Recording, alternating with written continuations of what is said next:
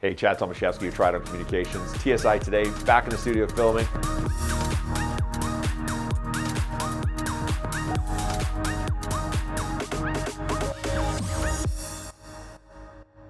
I'm Chad Tomaschefski, Chief Growth Officer with Tridon Communications. We're talking to industry leaders about the technology that's changing their business. This is TSI Today. Hey Matt, thank you so much for joining us on TSI Today. I've had the privilege of knowing you for some time now. You've been in the security business for a while. How many years has it been now? Well, this year it will be 31 years. 31 years in business, so a bit of an expert, I might say.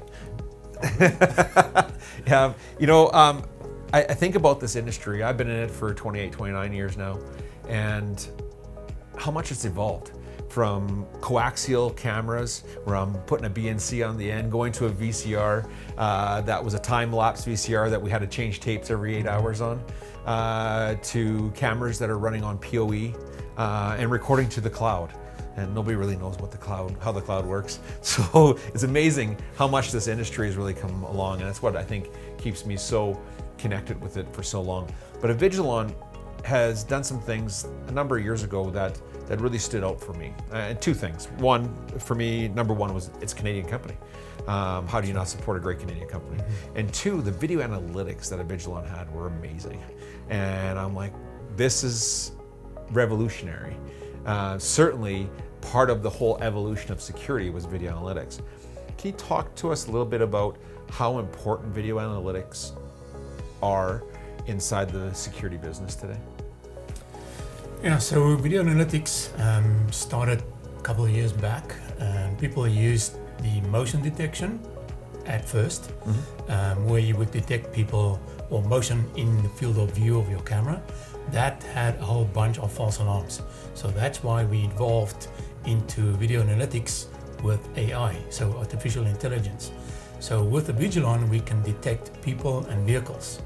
And that eliminated a bunch of false alarms, because now your system will look for people and look for vehicles, and you can set it up and say, I want a notification when there's a person on my site or a vehicle on my site. And you can say between 10 p.m.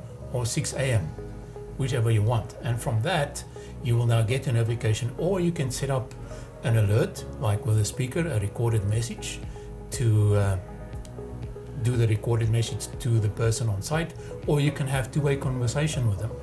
So each and whatever way you want to go, you can even switch on lights. But through all that, through the reporting, you can go down and even get an email if you want. So all of that will then help you at the end to also go back when you search for video to say, I'm looking for a person with a blue jacket. Yeah. Click of a button and you can find that person. Same with a truck, color, a vehicle, a motorbike, a bicycle. So that's how far we've gone. Well, the analytics have really done a great job for us as an organization with now our video monitoring station, where we're able to utilize those analytics to create alerts through Avigilon software, pop up an image of a camera of somebody in a blue shirt, for example, inside of an area that I've geo-fenced, and if anybody should enter that area, it creates an alert. Now, whatever that person is doing is not right, but we're communicating through two-way to let them know, hey, you're trespassing, you need to get out of here. At the same time, we're keeping that mic keyed so that we can have the assailant or potential assailant hear the conversation between us and the police. And what that's become is preventative. And I think that's what analytics has done the best job of, is really, we're not reviewing video tomorrow after the incident has happened. Yeah. We're preventing it from happening. And there's some real value in that. Yeah. The analytics themselves, I mean, they're so powerful. I think a lot of people, you see these movies where they're combing through video and they're finding somebody with a red toque, and you think, oh yeah, come on, you can't do that. But I mean, it's real. Your software can do this. Yeah, it's incredible. So can you walk us through a scenario real quickly? We've got a young child inside of a mall, very busy, Chinook, inside the Chinook, and she's got a green backpack on. How many clicks would it take in Avigilon to quickly ascertain where this young child may have gone? All right, so first you would have to go to recorded video. Yeah. Click on child, Yeah. or sorry, person or vehicle. So you're going to click on person because it's in the mall. Yeah. Then you will click on female. Is it the male or female? Female. Okay, you can click on female, and then you can click on child. Okay. And then you can click on blue dress or green or whatever. And backpack's not, well, it's green, so we can select green and click on search. So the system will then automatically search through all your cameras that you listed, and it'll find that goal. Obviously, it still requires the human intervention to say, okay, it's not that goal with the green, it's this one. So once you start it, then you'll get real information about that specific goal. The thing I love about this is it is so quick. It is quick. There was not too many years ago when we wanted to review video, it was painful how much video I had to go through. You go back 10 or 15 years ago and we're going through VCR tapes, time lapse. That was very painful. But it's so quick, and it helps us make sure somebody is safe right away, which is so very important. And hopefully in this case, this young lady just went into a store because she saw something that she liked, and now mom and dad know where she is. But there's those cases too that happen where somebody's grabbed somebody, and we now know that she's left through the southeast exit at XYZ Mall, and then through the video analytics, the next step is there's cameras on the outside. Yeah. We've seen this person get inside of a white van, and through the license plate recognition going out of the parkade, you were able to determine the license plate. So what are the next steps? Next steps on license plate recognition? Yeah, well, we'd be able to determine with the cameras that it's a white van, and you'd be able to comb through any other videos of this guy coming in or going with that white van and that license plate, correct? Yeah, you can. Talk about license plate recognition, you need specific camera.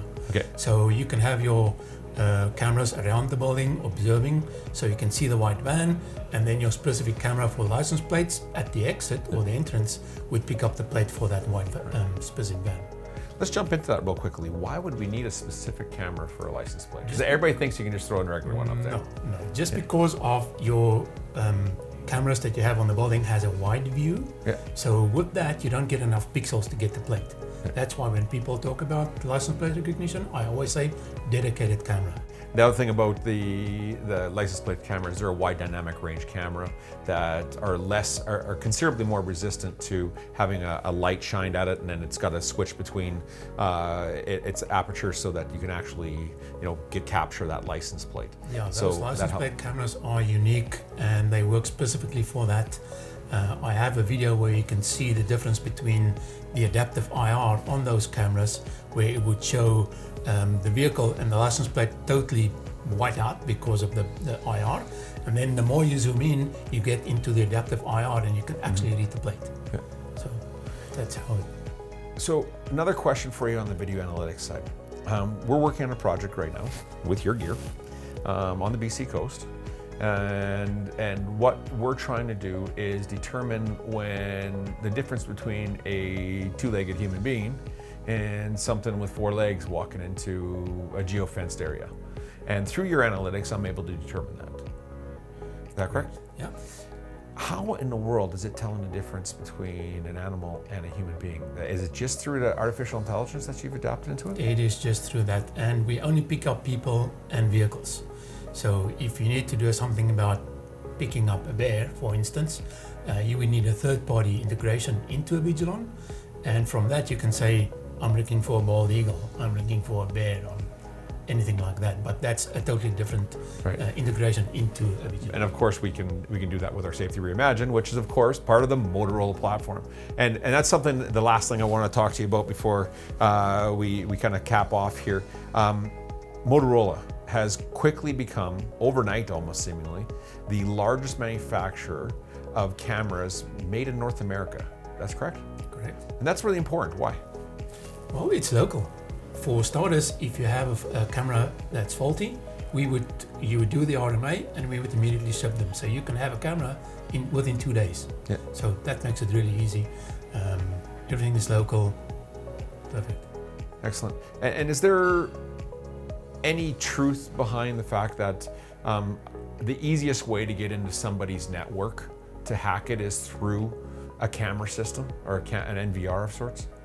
There's some truth. Yeah, you can hack into specific systems. I won't name names, but that is why Vigilon has the NDAA approval and also FIPS approval. So Fantastic. We don't get that. Excellent. And that prevents that from happening. So we've properly secured. I think that's really important to talk to, because I tell you what, we can run to Costco and I can pick up 8 cameras there for on the cheap. I can pick up some on Amazon pretty cheap too, right?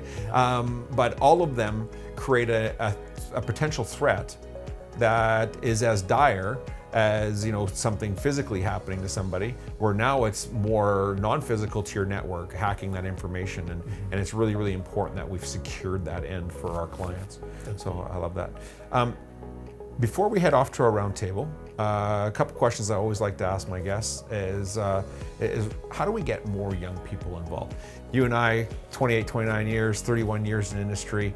I think I got 10 or 15 years left, but some days I don't want to. But you know, honestly, how do we get more young people interested in doing this? Is there things that you've been involved in the past that have been successful? Well, first off, it's technology, and that's what everyone wants. It's ever evolving, and no day is the same. So that's what I would say. That is so true. And I think that's what's really kept me here for as long as I have been. It really has. Matt, if people want to reach out to you, how can they get in touch? Well, you can find me on LinkedIn and search under Matt Moolman. Matt, thanks so much for joining me today. Look forward to talking to you some more at the roundtable. Thanks for watching TSI Today. Catch up with us next time when we learn more about technology changing business today.